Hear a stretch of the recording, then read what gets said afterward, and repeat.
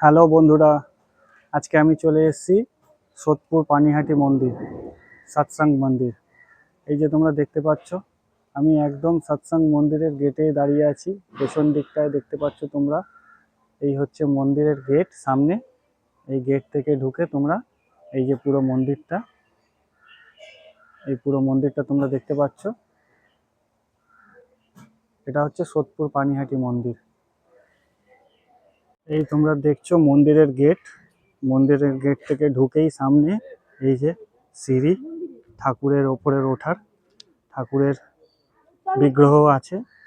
এই যে এখানে একমাত্র ঠাকুরের মূর্তি রয়েছে। যেখানে ঠাকুরের মূর্তি থাকে সেখানে অন্নভোগ দেওয়া হয়, এখানে ঠাকুরকে অন্নভোগ দেওয়া হয়। ঠাকুরের ওপরের ভিডিও করা, ঠাকুরের মন্দিরে ভিডিও করা পারমিশন নেই, সেই জন্য তোমাদেরকে এখানটা ঘুরিয়ে দেখিয়ে দিচ্ছি। এই যে পুরো প্রার্থনার এখানে টাইম দেওয়া আছে, তোমাদের এটাও দেখিয়ে দিচ্ছি পুরোটা ভালো করে। প্রাতঃকাল আর সন্ধ্যাকালীন।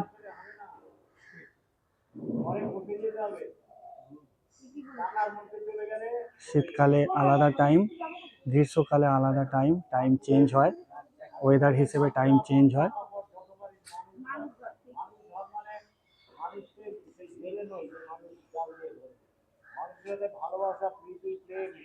এখানে প্রতি শনিবার, প্রতি সপ্তাহে শনিবার একদিন সৎসঙ্গ হয়। একমাত্র ঠাকুরের আসাম মন্দির ছাড়া এইখানেই বাবাই দাদা সন্ধ্যা আরতির পারমিশন দিয়েছে। এখানে সন্ধ্যা আরতি হয় প্রত্যেক দিন প্রার্থনার পরে।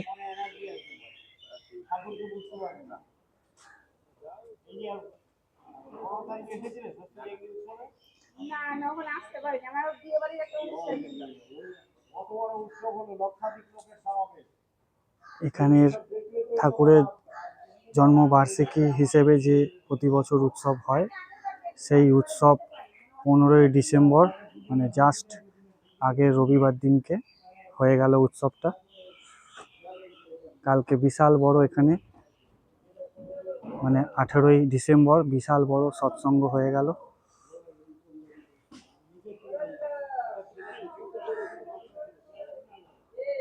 এই মন্দির স্থাপন হয়েছে 10/10/1980 সালে, মানে প্রতিষ্ঠিত হয়েছে। মানে এখন মন্দিরের বয়স হচ্ছে 20, আর এদিকে 44 বছর পূর্ত হয়েছে।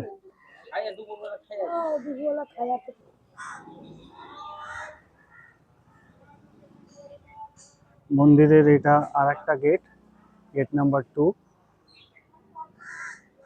এই যে তোমরা দেখছো পুরো মন্দিরটা, খুব বেশি জায়গা নিয়ে মন্দিরটা নেই, তবু মন্দিরটা বেশ বড়ই। এবার আমরা চলে যাব মন্দির থেকে, মন্দিরের পাশেই জাস্ট গেট থেকে বেরিয়েই বাঁদিকে এই যে দেখছো তোমরা গঙ্গা আছে, গঙ্গার দিকে চলে যাচ্ছি আমরা। এই গঙ্গার দিকে আমরা এগিয়ে যাচ্ছি।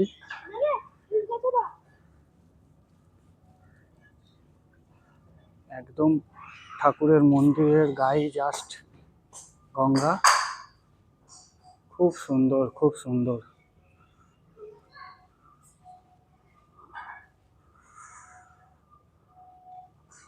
দেখে নাও তোমরা।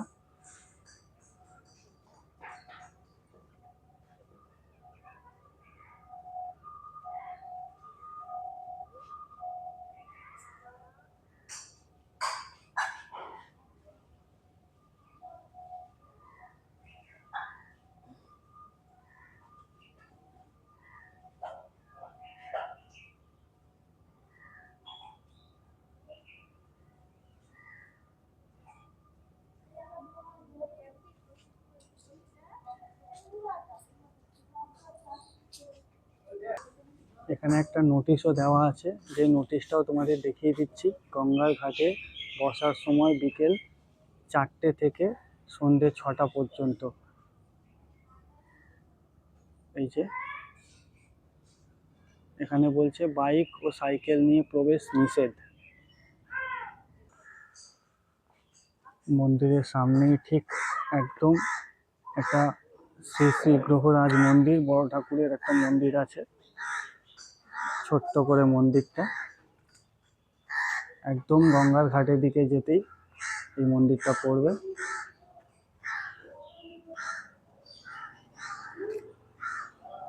এবার তোমাদের চটপট জানিয়ে দিই যে তোমরা এই সোদপুর পানিহাটি মন্দিরে কিভাবে আসবে।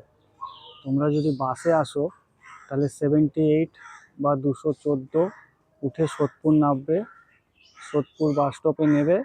তোমরা টোটোওয়ালা বা অটোওয়ালাকে বলবে যে সৎসঙ্গ মন্দির যাব, 10 টাকা নেবে, তোমাদের সৎসঙ্গ মন্দিরের সামনে এনে দেবে। আর তোমরা যদি ট্রেনে আসো তাহলে কল্যাণী লোকাল ধরতে পারো, নৈহাটি লোকাল ধরতে পারো, ব্যারাকপুর লোকাল ধরতে পারো। ধরে তোমাদের সোদপুর স্টেশন নামতে হবে। সোদপুর স্টেশন থেকে অটো করে তোমাদের এই সৎসঙ্গ মন্দিরে আসতে হবে।